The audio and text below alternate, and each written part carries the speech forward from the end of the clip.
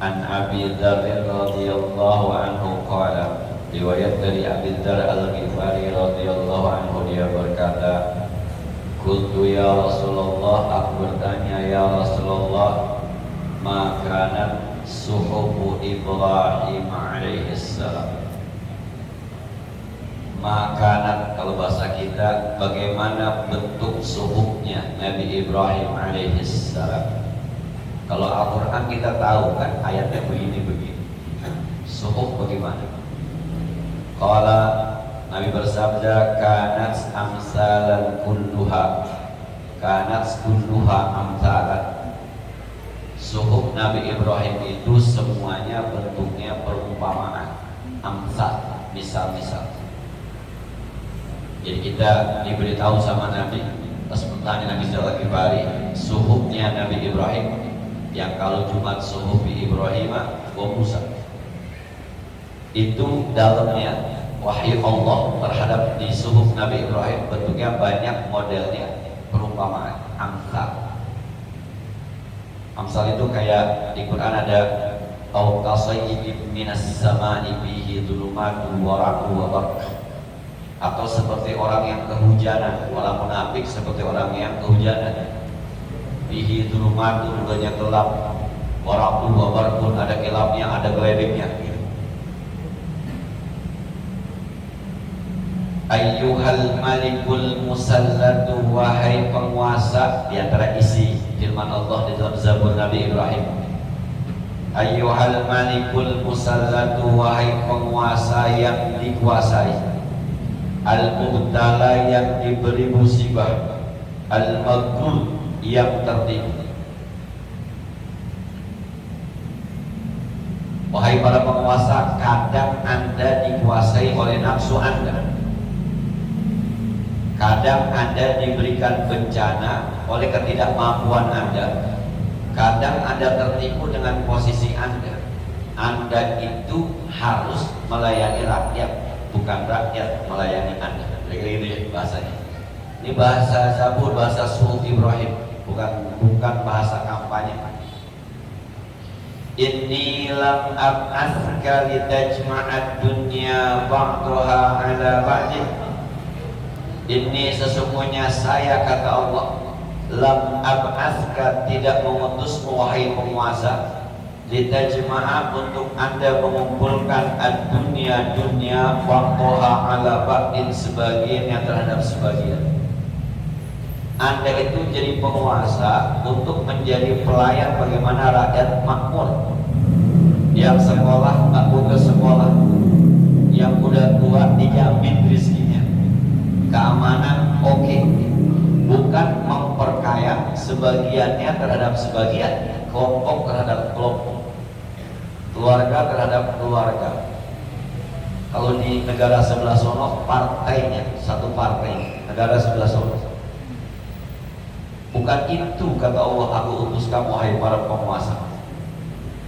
Walakinni ba'astuka, tetapi aku mengutus kalian menjadi raja, litarudda anni da'watal mazlum fa inni la arudduha walau kanat min kafir, supaya kalian mengembalikan dari aku doa orang-orang yang dizolimi, sebab aku tidak akan pernah menolak doa orang yang dizolimi sekalipun itu dari orang-orang kafir. Kata Allah, hati-hati kalau ada rakyatmu yang dizolimi oleh Anda, lalu dia berdoa, saya terima doanya, sekalipun rakyat Anda itu orang kafir. Kalau Anda zolimi, Anda berhadapan dengan saya, kata Allah. Besok materi ini jangan dibawa khutbah Jumat ya, ini bermasalah tertibnya. Nanti dilihat ini waktu pakai baju warna apa ya.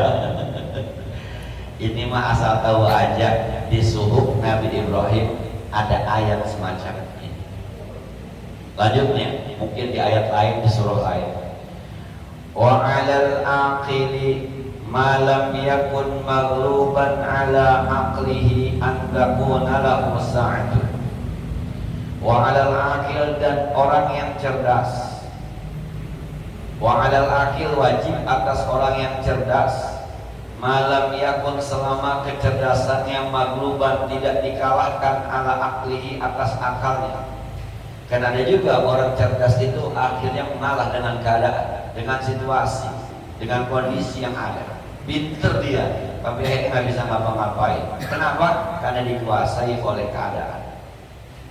Anda orang yang berakal, Anda orang yang cerdas, Anda yang pernah sekolah, bahkan Anda yang pernah kuliah. Anda itu kata Allah Subhanahu wa taala, an takuna lahu sa'atun, memiliki beberapa waktu yang harus Anda manage dengan baik. Kata Allah di kitab Zabur. Pertama, sa'atun yunaji biha rabbahu. Ada satu waktu yang Anda siapkan untuk bermunajat kepada Tuhannya, Allah Subhanahu wa taala. Orang cerdas itu orang yang suka berdoa. Orang cerdas itu orang yang suka bermunajat, berbisik indah dengan Allah Subhanahu wa taala. Karena dia tahu, karena kecerdasan dia tahu bahwa ada sesuatu yang bisa kita rubah, ada sesuatu yang tidak bisa kita rubah. Ada sesuatu yang bisa kita berperan, ada sesuatu yang tidak kita bisa berperan. Teman-teman soal siang malam ada peran kita di situ? Enggak, terima aja. Umur kita makin tua ada peran kita di situ? Enggak. Lu mau operasi plastik tetap umur lu nambah. Operasinya doang plastik. Salah-salah operasi makin peot ya. Tetap aja. Yang giginya pada ompong tambal gigi palsu tetap aja palsu. Umur kita tetap tua. Itu sesuatu yang nggak bisa kita robah. Ya sudah, kita terima saja. Itu orang cerdas paham betul bahwa kita bisa dapat rezeki banyak, dikit itu ya ada. Kita bisa pilih sehat sama sakit itu ada. Itu kita bisa. Tapi ada sisi yang kita nggak bisa campur. Itu yang disebut dengan qada, ketentuan Allah. Orang cerdas paham banget itu. Maka dia harus minta kepada Allah Subhanahu wa taala. Di antara doanya kan Allahumma tabil a'marna fi ta'atik. Ya Allah, panjangkan umur saya dalam taat kepadamu ya Allah. Kenapa? Pendek panjang umur bukan urusan kita. Urusan orang cerdas. Yang kedua, wasa'atun yuhasibu fiha nafsahu, dan satu waktu untuk introspeksi, menghitung. Yuhasibu, menghitung, biha padanya nafsahu, dirinya, introspeksi. Udah benar belum sih? Saya kalau lagi ceramah nyunat orang sunatan itu, bapak-bapak pengen punya anak soleh, pengen. Bapak-bapak udah soleh belum? Belum. Bapak tahu nggak artinya anak soleh? Enggak. Gimana coba? Kita pengen anak kita soleh. Kita udah soleh belum? Belum. Terus tahukah kita apa arti soleh? Terus kita kalau mau soleh harus seperti apa supaya dicontek sama anak kita? Kita tak tahu juga akhirnya kadang-kadang. Kita pengen banget anak kita soleh dengan kesadaran bahwa kita juga belum soleh, dan kita tidak bisa menunjukkan bagaimana sebenarnya bentuk anak yang soleh. Gampang kita. Jadi kalau besok punya anak miring-miring dikit, ya wajar aja dah. Orang kita juga dulu bukan miring dikit malah kita nyemplung ya. Wajar. Yuhasan. Ya Allah, umur udah 50 ini tahajud masih belum mulai ya. Hitung dah. Orang cerdas itu berpikir karena satu waktu akan habis masanya. Ila ajali musamma, sampai waktu yang sudah ditentukan. Wa sa'atun yatafakkaru biha fi sunillah, dan satu waktu dia akan berpikir padanya pada ciptaan Allah, pada kelakuan Allah. Yang ini menghasilkan ilmu pengetahuan itu. Berpikir tentang langit ada astronomi. Berpikir tentang binatang, badan ada anatomi. Berpikir tentang bumi ada geografi. Berpikir tentang gunung ada geologi. Berpikir tentang bahasa ada ilmu bahasa. Ini orang cerdas memunculkan kecerdasannya untuk menghasilkan ilmu yang itu bermanfaat untuk orang lain. Nabi Adam bahasanya apa? Siti Hawa bahasanya apa?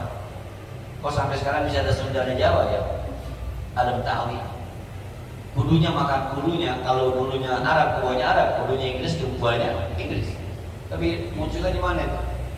Nah, orang nyari-nyari itu bahasa ayat Quran, wa min ayatihi ikhtilafu alsinatikum wa alwanikum.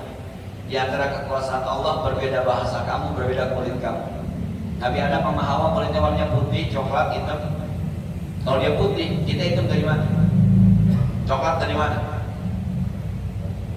Jangan-jangan warna-warna kayak kita ini bukan warna Nabi Adam ya. Firaun. Kita warna campur. Dah, semua. Orang cerdas itu orang yang ini urusannya sama sekolahan, urusannya sama kuliah, menghasilkan ilmu. Walaupun kalau di sana tuh ada kritikan tentang cara mendidik anak-anak kita. Kelemahan anak-anak kita itu kalau baca buku tidak mampu menemukan pokok pikiran dalam satu paragraf. Dia tidak bisa menemukan keywordnya itu apa, kata kuncinya itu apa di situ. Jadi ada misalnya paragraf itu ada 16 baris, dia tidak bisa menyimpulkan ini maksudnya apa enggak. Maka kalau suruh diisi persis seperti apa yang ada di buku. Ini kalau bahasa kerennya psikomotor, ya psikomotornya nggak jalan, pedagogiknya jalan. Jadi kalau ngapal jago, tapi menyimpulkan itu yang nggak bisa. Nah, karena gurunya sering nyuapin daripada ngajak mikir. Jeruk adalah ditulis tuh. Jeruk adalah ini. Kasih aja anak jeruk. Ini jeruk. Dah. Menurut ente jeruk itu apa? Silakan kupas, silakan makan, silakan rasain. Tulis kesimpulannya. Begitu mesti. Jeruknya dikasih. Jangan ditulis. Jeruk adalah.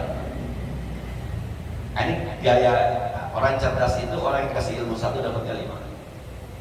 Nah, saya pernah ngajarin anak-anak ngitung barisan begini, ngitung barisan yang gampang gitu.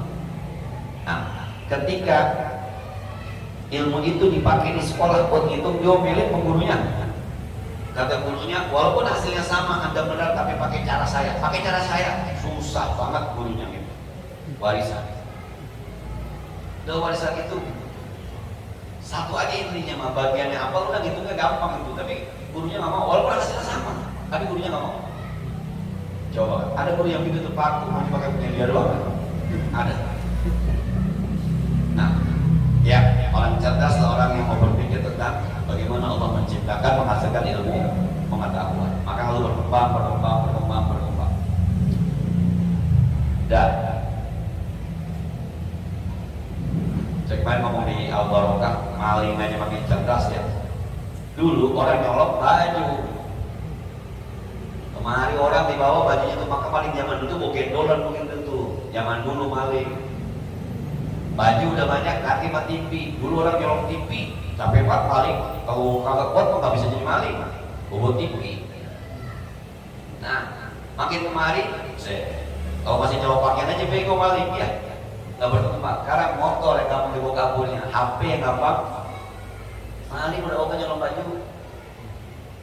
Kucing aja udah pada tulang, apa gitu. Nah, yuk itu cerdas. Kemudian wasatu yakhlu fi hali hajati, dan satu waktu dia harus punya me time ya, yakhlu menyendiri untuk kebutuhannya. Orang kita tuh punya waktu sendiri yang dia untuk untuk kesenangannya dirinya dia punya sendiri. Sekarang bahasnya me time ya. Dia punya waktu sendiri. Dia ngopi. Dia apa tuh? Nah, terjemahannya healing ya. Karena kadang-kadang kalau orang itu nggak bisa diukur gitu. Mohon maaf misalnya saya yang katanya ngajari at-taqwa dengan guru kita Kiai Haji Ahmad Syukran juga ngajari at-taqwa, nggak bisa diukur sama. Ngajarnya mungkin sama, gurunya sama, tapi dia punya kehidupan yang berbeda. Maka dalam pengertian ini kita punya urusan pribadi kita dengan keluarga kita yang tidak bisa sama. Sama-sama pengusaha, tapi trik dagangnya bisa berbeda. Nah, saya kalau lihat iklan di TV itu antara satu minuman bilang selalu ganti galon baru, gitu ya. Yang satunya itu bilang apa? Buat apa galon banyak-banyak nyampah gitu kan yang satu. Nah, yang satu bilang selalu galon baru. Yang satu bilang ngapain banyak-banyak kalau cukup satu nyampah katanya. Itu kan kecerdasan orang tanpa harus mengurangi yang lain, tapi cerdasnya. Selanjutnya wa minal mat'ami wal mashrabi, kebutuhannya untuk makan dan minum. Wa 'alal aqili ay yakuna dha'inan illa bitalatin, dan orang cerdas juga alla yakuna dha'inan illa litalatin, bahwa dia hidupnya itu dibagi menjadi 3 waktu. Makannya itu untuk hal pertama tasawudin lima adit, persiapan buat akhirat. Au marmatin lima asyid, atau memenuhi kehidupannya. Au lazzatin fi ghairi muharramin, atau merasakan kelezatan tapi bukan sesuatu yang haram. Dia punya harta, satu buat ngamal akhirat, satu buat menjaga kehidupannya, satu lagi buat senang-senang. Senang-senang itu selama tidak haram. Dibagi 3. Jangan senang-senang mulu ngamalnya kagak. Jangan ngamal mulu senang-senang ya. Ngamal sampai kata makan salah juga. Beras pak kudu ada dulu di rumah. Nah, udah lebih baru ngamal, baru senang-senang. Ada skala prioritas. Saya paling tidak 3 ini. Orang cerdas. Di Zabur ya, kita lagi dikasih tahu tentang isinya Zabur. Wa 'alal akili ay yakuna basiran bi zamanih. Orang yang cerdas itu adalah orang yang basiran. Basiran itu melek. Basiran itu paham di zamannya, bisa ngikutin zamannya. Basiran paham di zamannya begini. Nah,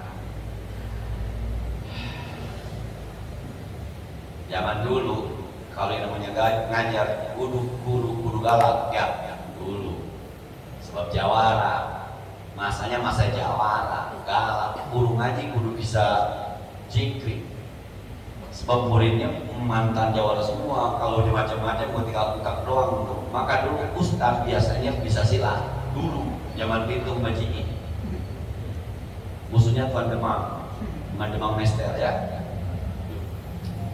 Zaman dulu tuh, maka kalamnya panjang-panjang. No almarhum kong saya Om Jinawi. Udahnya panjang, ujungnya lancip. Kita mau ngaji mau masuk penjara. Serem, tapi ngaji aja. Nah, dulu pada masanya. Kemarin udah beda lagi. Dulu orang kaya yang punya HP, maka dulu orang punya HP walaupun gede, ini yang panjang ditenteng-tenteng itu begitu, sebab itu simbol kekayaan. Dulu waktu HP baru keluar, belum ada yang punya, jarang yang punya. Kondangan juga nggak ada yang panggil di bawah. Tahunya sini nih, ini bentuk pangkat nih antenanya. Dulu hitam warnanya, mereknya orang Sunda, Nokia. Nah, makin kemari, bukan lagi simbol. Mohon maaf ya, tetangga kita punya dalam ekonomi bagaimanapun pasti punya. Dulu mobil tuh lambang kekayaan, sekarang udah bukan lagi. Basiran di zaman orang cerdas itu. Maka kalau sekarang masih ada orang Muhammad membanggakan HP-nya, membanggakan mobilnya, membanggakan motornya, ya ketinggalan zaman. Bukan di situ letaknya sekarang, bukan. Silakan cari sekarang orang bangga di mana sekarang. Nah, udah ke prestasi. Walaupun prestasinya macam-macam, ada yang nyanyi, ada yang prestasi sekarang. Yang main di Amerika bukan, waduh ramai bener itu. Siapa aja mau nemuin dia? Nah, ya itu kan ada yang berusaha, ada yang cari muka, ya dibuat bagaimana aja dah. Yang penting mah, pokoknya baik lah buat dia.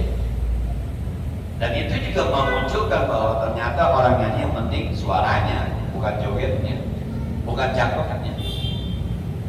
Ya kalau benar harga lagunya 7 triliun kan harga termahal 2023 itu. Terlepas dari itu, orang cerdas itu yang mampu paham terhadap zamannya, update terhadap zaman. Jadi ngajar anak udah sekarang udah nggak pakai rotan. Coba ya, dulu zaman kita kecil main di pabrik jet, emak kita bawa mau pulang Pak Bulu, waduh. Yuk yang seumuran sama saya. Karena udah nggak begitu sekarang. Mubilan ala syahnihi, bisa menerima posisinya. Saya siapa, harus bagaimana. Ya di atakwa mungkin orang bilang saya ustaz, mungkin. Tapi di mana-mana kan saya biasa-biasa aja. Harusnya saya paham, jangan bawa lagu ustaz di mana-mana. Maka dulu teman saya Ki Sopwan, anak Ki Makmun, kalau bercanda orang-orang begitu. Aji Pulai di mana-mana jadi kiai, di Robuaya mengejek. Haul lerem Ki Makmun nih, Aji Pulai jadi pengejek, bawa besek. mana-mana tangannya cium tangan belak balik di kampung gua pengedek. Lah iyalah lo loba bulu saya. Biar paham. Kalau orang yang cerdas bisa memposisikan diri kita di mana. Hafizan li lisanihi, orang cerdas menjaga lisannya. Berapa banyak orang berantem gara-gara omongan. Ada bahasa lisanmu adalah harimaumu gitu ya. Jadi salah ngomong bisa bahaya. Wa man hasaba kalamuhu min amalihi qalla kalamuhu illa bima ya'nihi. Wa man hasaba kalamahu, dan siapa orang yang bagus omongannya, min amalihi dari amalnya, qalla kalamuhu, maka sedikit omongannya, illa bima ya'ni. Orang yang baik itu adalah orang yang ngomongnya dikit, kecuali sesuatu yang memang harus dia ngomong. Kalau nggak perlu dia ngomong ya kan. Yang perlu aja, emang disuruh sambutan ya gua sambutan, kagak ya diem aja. Ada yang salah, kalau perlu dikomentari karena emang ini bicara sahabatnya, kalau enggak. Jadi ada sebuah acara akad nikah. Ada calon pengantin pria datang dah. Kita kan bukan siapa-siapa ya, dia diem aja. Ada satu tuh ngatur gini sini. Padahal dia sama bentuknya tamu, sama kita sama sama saya. Itu repot. Tuan rumah aja kagak repot.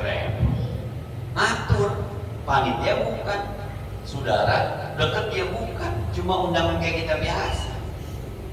Nah, daripada kira saya ngadain acara, pengantin datang, tadi saya ngomong kan, suatu pas saya kan gede-gede.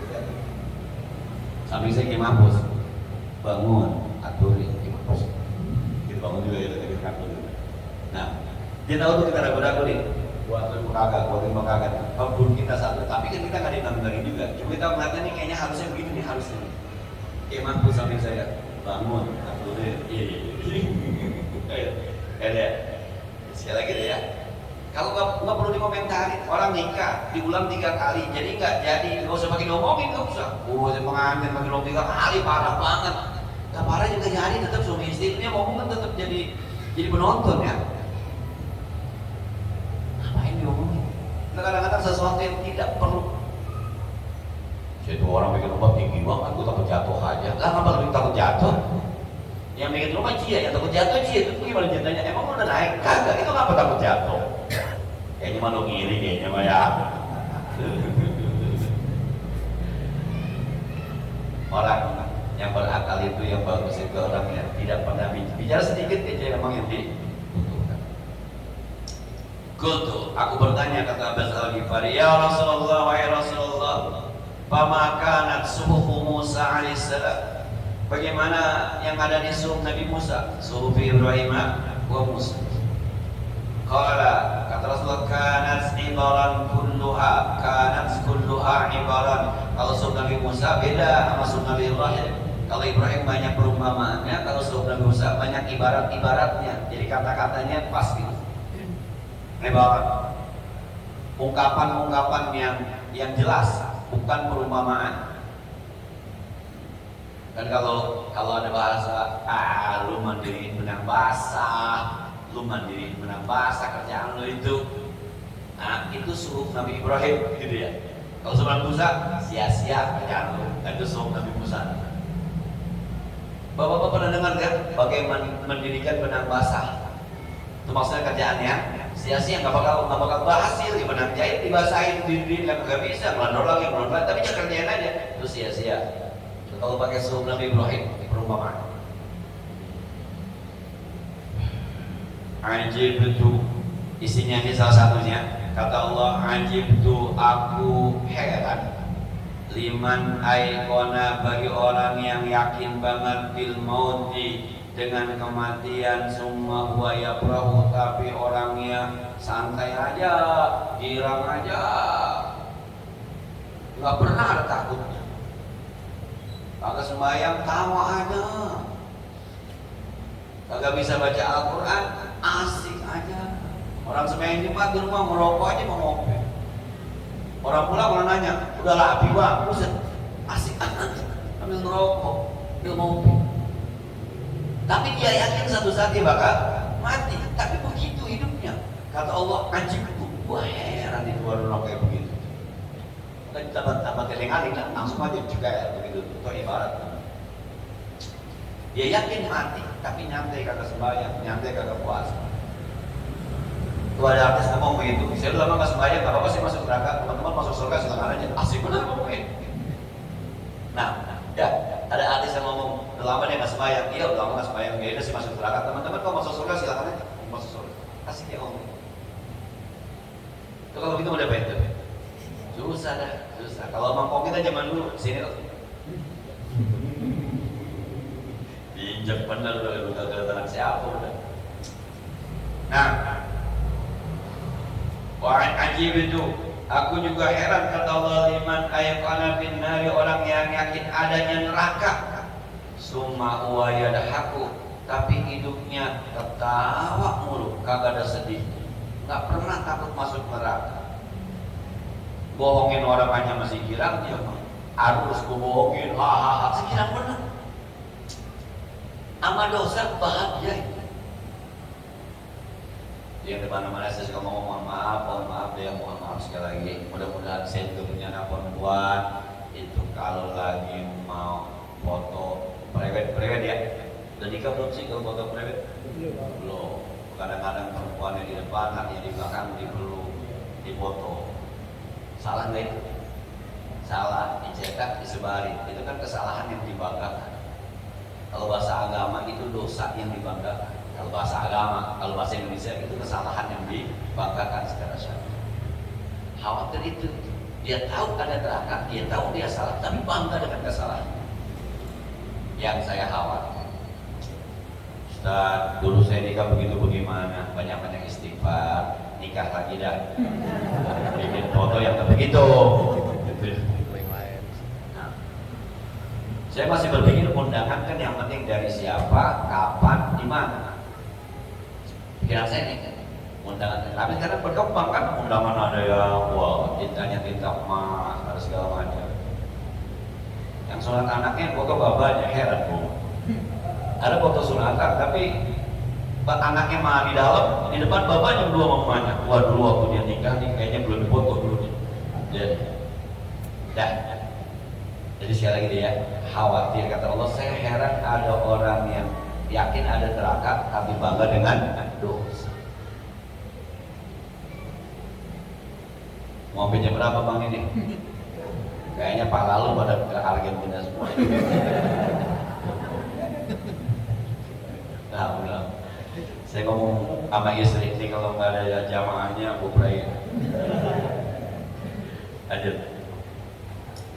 Ajibtu liman ayqana bil qadari, aku heran ada orang yang yakin dengan takdir. Summa huwa yarisoku, tapi hidupnya lelah banget kayaknya. Duit dicari siang malam kagak tidur, ke masjid kagak sempat, saudara ngundang kagak sempat, ada tetangga sudah sakit kagak sempat, masya Allah. Padahal dia tahu ada takdir, kaya miskin mah urusan Allah, dia tahu ujung-ujungnya bakal mati, dia tahu, tapi hidupnya kayaknya rumsem banget, rumsem. Kalau kata Gus Bah, gajah, makannya banyak, masih sempat tidur, pakai istirahat malam kagak ngayap kagak. Lu makan sehari 3 piring, rumsem banget. Kira-kira. Malaman tidur bang, malaman tidur, siang nyari duit nyari dah. Johor was bayang, jangan lewat, udah sebegitu. Nah, maka kalau subuh satu apa ya, langsung aja gitu, ibaratnya langsung jeger gitu, kagak ada yang ngalih. Ajibtu liman ra'ad dunya wa taqallabaha bi ahliha summat ma'anna ilaiha.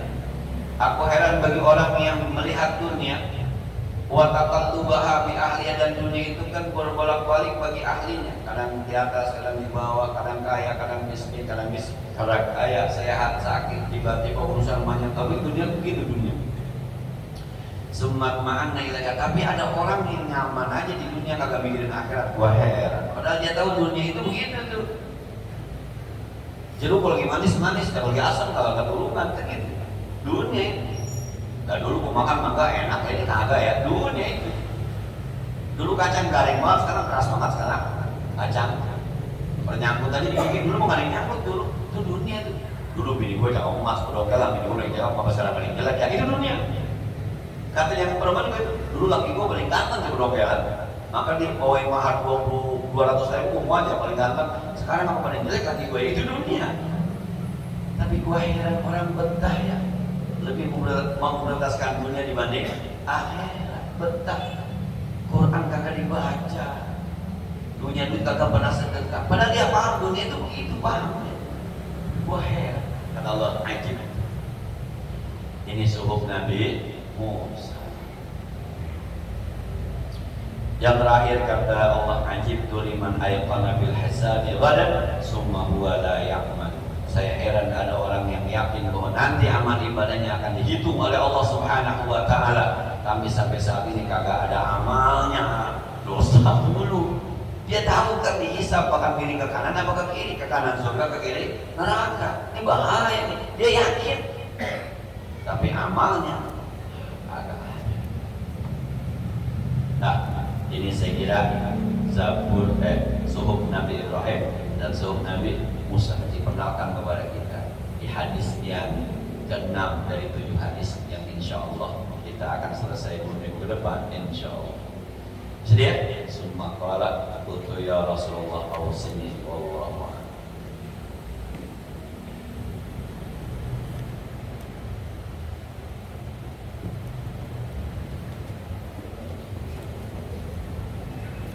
Tetap dibaca Pak, baca. Masih udah rapi Ustaz, enggak baca. Tes iman. Kata Bang Junid besok kata jadi YouTube ya. Bismillahirrahmanirrahim. Qala al-mu'allif rahimahullah ta'ala wa ala man naf'amihi wa bi'ulumihi biddarin amin. Bismillahirrahmanirrahim. Walakin aina tilkal maddatul mumiddatu, tetapi di mana akan ditemukan bahan-bahan yang bisa menolong mudzakir untuk menasehati orang lain.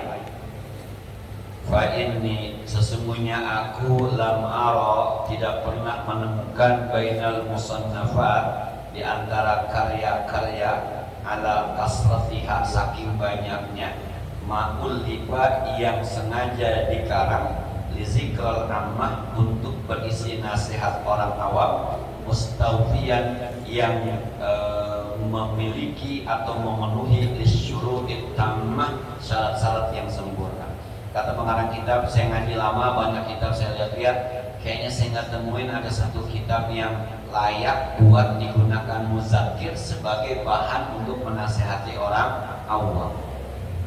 Sebagai seorang ibu menasehati anak, sebagai seorang ayah menasehati keluarga, aduh saya belum ketemu kitab yang pas banget gitu, supaya teman-teman khotib Jumat nggak usah nyari bahan. Waktu teman-teman mau ceramah nggak usah nyari bahan, ada di situ bahan yang buat muzakir. Sepanjang saya ngaji, saya belum ketemu. Dan kemudian dia bilang bi ayyamahu maknahu, yang gampang dipahami, kitabnya dibaca tapi gampang dipahami.